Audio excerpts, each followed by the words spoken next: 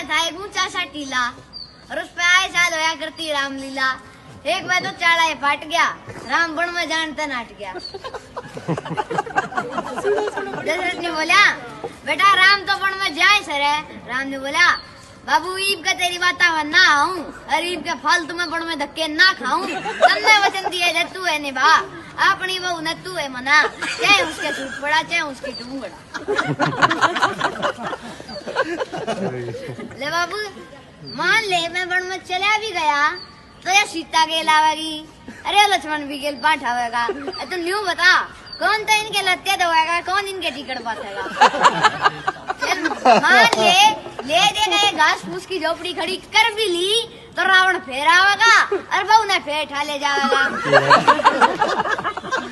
तो बाबू न्यू बता ना रहे वे दीन ईमान और ना रहे वे सीता ने फ्री में ढूंढा नहीं है।